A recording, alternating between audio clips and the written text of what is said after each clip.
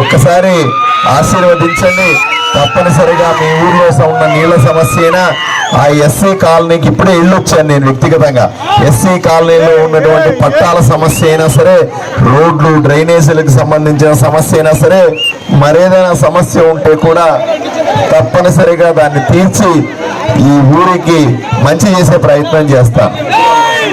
అలాగే బ్రిడ్జి దగ్గర వర్షం వస్తే ఇబ్బంది అని చెప్తున్నారు, దాన్ని కూడా సరిచేసే ప్రయత్నం చేస్తాను. చివరిగా నేను మళ్ళీ ఎలక్షన్ల తర్వాత మీ దగ్గరికి వస్తాను. తప్పనిసరిగా మీరు మంచి మెజారిటీ ఇవ్వండి. మీ గ్రామాన్ని నేను దత్తత తీసుకుంటానని మీకందరికీ కూడా హామీ ఇస్తా ఉన్నా. ఎక్కడ భయపడద్దు, ఏమి చేయదు. కానీ నేను దత్తత తీసుకోవాలంటే మీ ఊర్లో పెద్ద మెజారిటీ నాకు ఇవ్వాలి. ఏ ఊరిలో పెద్ద మెజారిటీ వస్తే ఆ ఊరిని దత్తత తీసుకోవాలి. కాబట్టి మీరు పెద్ద మెజారిటీ ఇచ్చి నన్ను ఆశీర్వదించాల్సిందిగా కోరుకుంటూ సెలవు తీసుకుంటాను. నమస్కారం.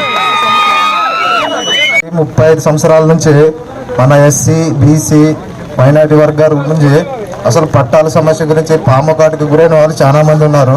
ఇంతవరకు డ్రైనేజీ వ్యవస్థ కానీ మరియు మాకు నీటి సమస్య కానీ తీర్చే నాదుడు అసలు లేడు. అడిగితే అది చేస్తాను ఇది చేస్తాను ఓట్లు కానీ అడుక్కుంటారు, కానీ ఇంతవరకు చేసే నాదుడు లేడు. మాకు ఎస్సీలకు ఇంతవరకు పట్టాలు గత ప్రభుత్వంలో సాయి ప్రసాద్ రెడ్డి గారు ఇస్తామని హామీ ఇచ్చినాడు.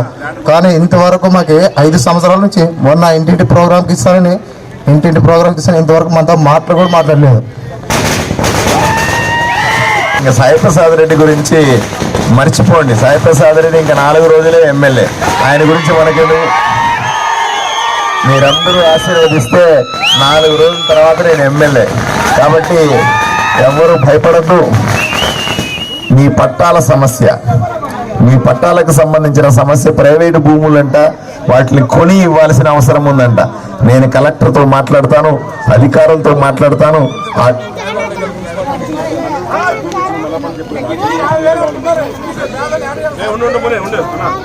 నేను ఎందుకంటే మనం భూములు ఇచ్చాం, మనం దానికి పట్టాలు కూడా అడుగుదాం. ఆ కలెక్టర్ను మాట్లాడి ఈ పట్టాల సమస్య ఆదోనంతా మీరు నీళ్ళు ఇస్తా ఉన్నారు, మీ ఊరికి అక్కడి నుంచి నీళ్ళు ఇవ్వడానికి ఏమి ఇబ్బంది కదా.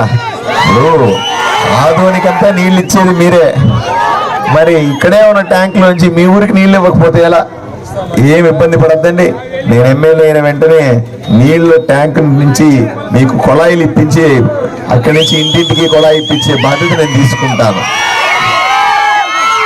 ఈ పట్టాల సమస్య తప్పనిసరిగా అధికారులతో మాట్లాడతాను, కలెక్టర్తో మాట్లాడతాను.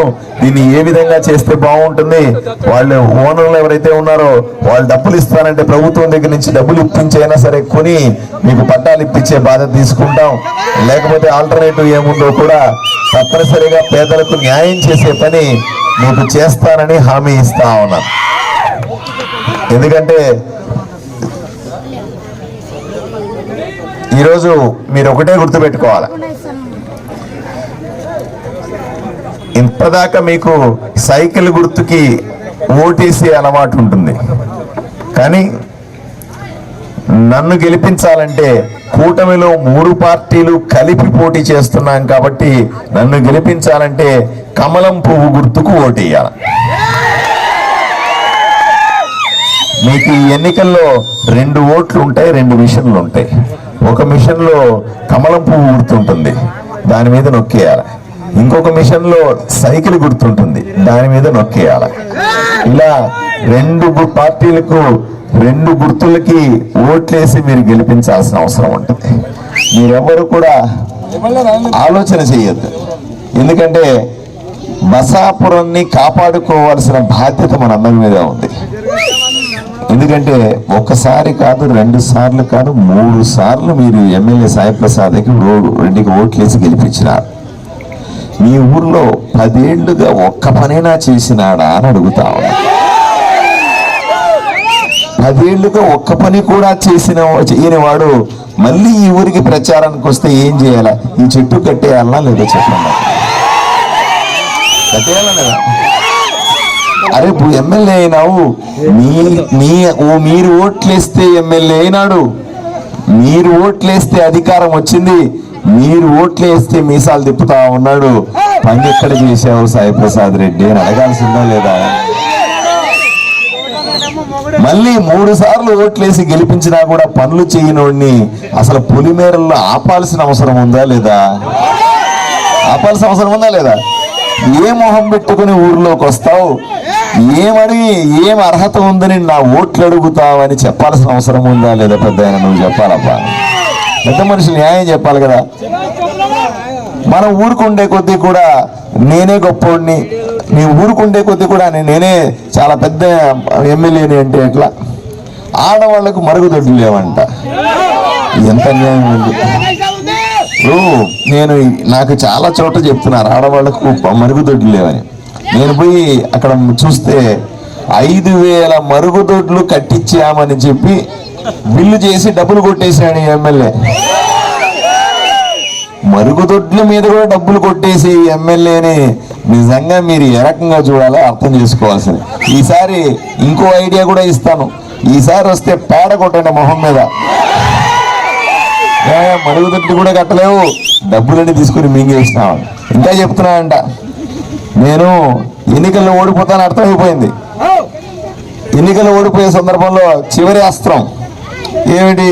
ఓటుకు 5,000 రూపాయలు ఇచ్చి కొనేస్తానంటున్నాడంట. ఏమయ్యా 15 ఏళ్ళు పని చేయలేదు, జనాలు చీ కొడతా ఉన్నారు, నువ్వు ఇప్పుడు 5,000 రూపాయలు ఇస్తే ఊరిన ఓట్లు వేస్తారా అని సూటిగా అడుగుతా ఉన్నా. ఆలోచన. నేను ఇంకో ఐడియా కూడా చెప్తాను మీకు.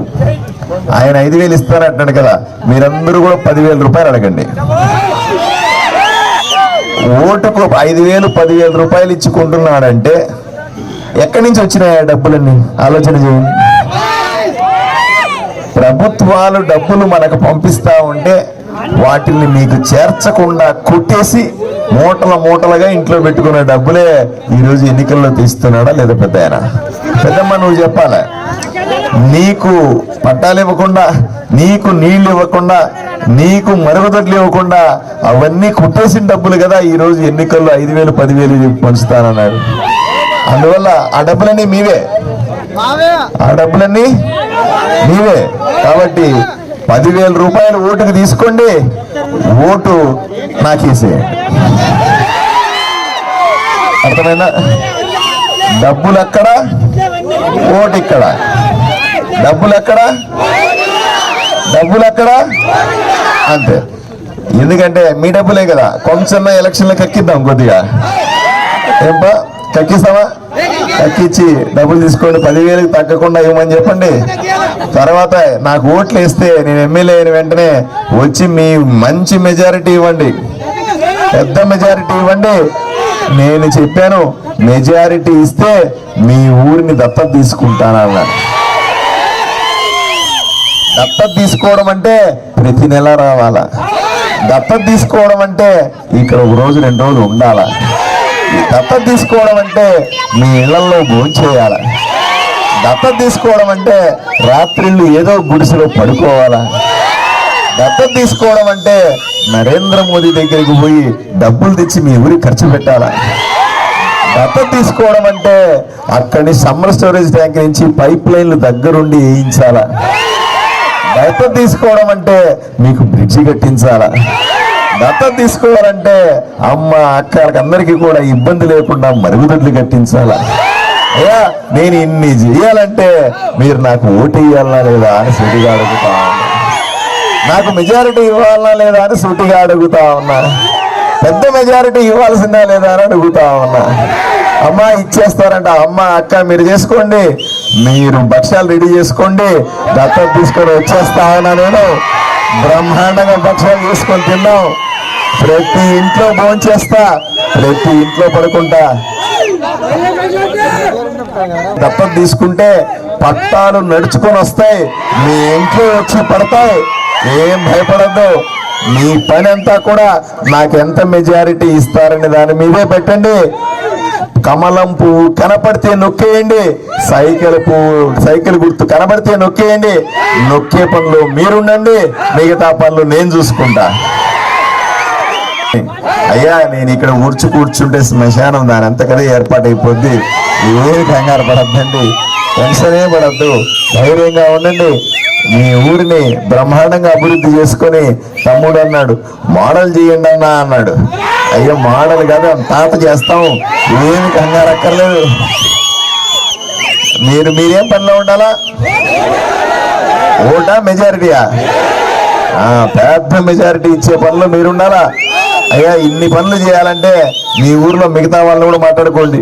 అరాకొర ఎవడన్నా ఉండి నేను ఆ పార్టీకి ఓటేస్తానంటే పిచ్చోడ్లాగా ఉన్నావు, మన ఊరు బాగుపడద్దురా, మన ఊరు బాగు కోసం ఒక్క ఓటు వేయాలి, ఎవరు బుద్ధి ఉందా లేదా నీకని పెద్దవాళ్ళందరూ మాట్లాడుకోవాలా.